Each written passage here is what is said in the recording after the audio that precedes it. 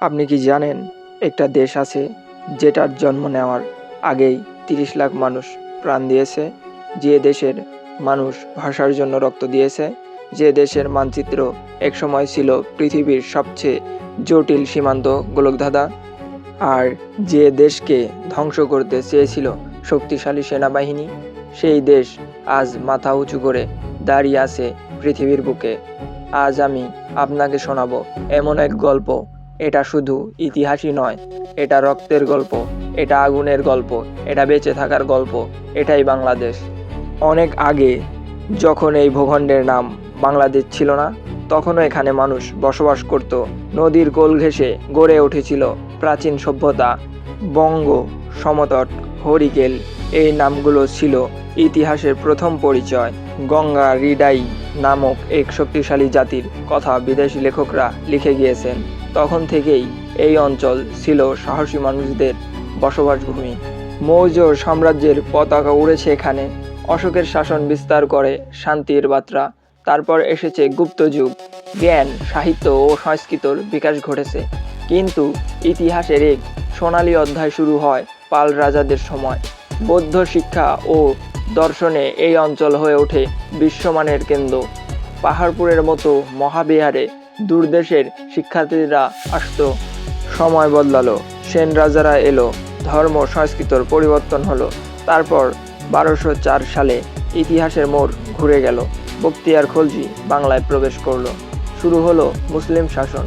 সুলতানি আমলে বাংলা হয়ে উঠল সমৃদ্ধ ও শক্তিশালী। সোনার বাংলা শুধু একটি কাব্য নয়, ছিল বাস্তব প্রমাণ। মসলিন কাপড় ছিল পৃথিবী বিখ্যাত। মোগল আমলে বাংলার নাম হলো জাহাঙ্গীরনগর।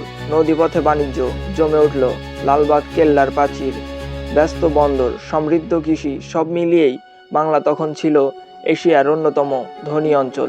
কিন্তু ইতিহাস কখনো একরকম থাকে না। 1757 সালে পলাশী প্রান্তরে বিশ্বাসঘাতকতার মাধ্যমে ব্রিটিশ শাসন শুরু হলো। 2 শতাব্দীর শোষণ বাংলাকে রক্তশূন্য করে দিল। সম্পদ চলে গেল বিদেশে, দুর্ভিক্ষ, লক্ষ লক্ষ প্রাণ ঝরে গেল, মানুষের কান্না আকাশে মিলে গেল। 1905 সালে বঙ্গভঙ্গ, আবারও আন্দোলন। 1947 সালে ভারত ভাগ করা হলো, পূর্ব বাংলা হলো পূর্ব পাকিস্তান। মানুষ ভেবেছিল নতুন সূচনা হবে, কিন্তু শুরু হলো বৈষম্যের অধ্যায়। অর্থনীতির শোষণ, রাজনৈতিক বঞ্চনা, সবই চলতে লাগলো। এরপর এলো ভাষার উপর আঘাত। বলা হলো রাষ্ট্রভাষা হবে উর্দু, কিন্তু বাঙালি তার ভাষা ছাড়া বাঁচতে জানে না। তারপর 1952 সালের ফেব্রুয়ারিতে রাজপথ উত্তাল, ছাত্ররা স্লোগান তুলল, রাষ্ট্রভাষা বাংলা চাই। গুলির শব্দে কেঁপে উঠল ঢাকা। সালাম, বরকত, রফিক, জব্বারের রক্তে রাঙা হলো মাটি। পৃথিবী প্রথমবার একটি জাতি ভাষার জন্য জীবন দিল।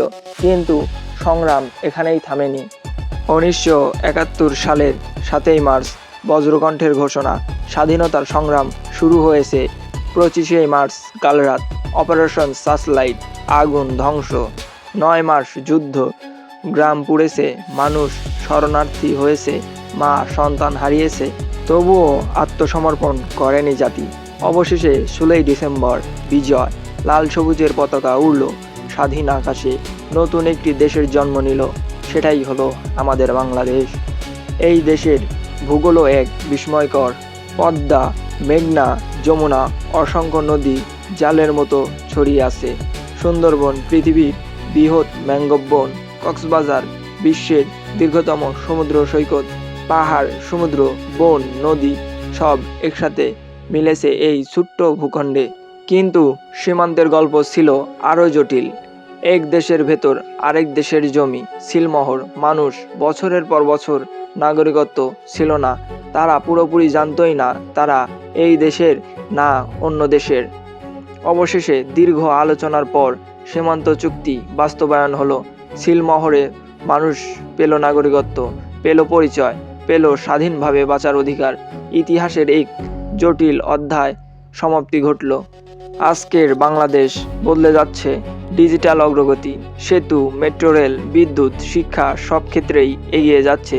দুর্যোগে ক্ষতিগ্রস্ত হয়েও ঘুরে দাঁড়ায়। ঝড় আসে, বন্যা আসে, তবুও মানুষ থেমে থাকে না। এই দেশের আসল শক্তি তার মানুষ।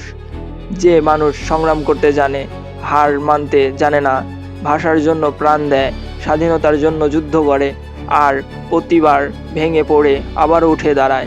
বাংলাদেশ মানে শুধু একটা মানচিত্র নয়, বাংলাদেশ মানে এক অদম্য আত্মা, একটি ভাষা, একটি পতাকা, একটি ইতিহাস যা রক্তে লেখা কিন্তু গর্বে ভরা।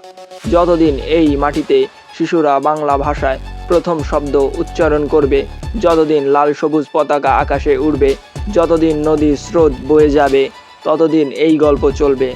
কারণ বাংলাদেশ কোনো কাগজে কলমে আঁকা সীমান্ত রেখা নয়, বাংলাদেশ একটি অনুভূতি, একটি সংগ্রাম, একটি অমর গর্বের নাম। আজকে এই পর্যন্ত কি শেষ করছি। যদি ভিডিওটি ভালো লাগে তাহলে লাইক, কমেন্ট, শেয়ার করবেন আর অন্যকে ভিডিওটি দেখার সুযোগ করে দেবেন। আর সাবস্ক্রাইব করে পাশেই থাকুন। ধন্যবাদ।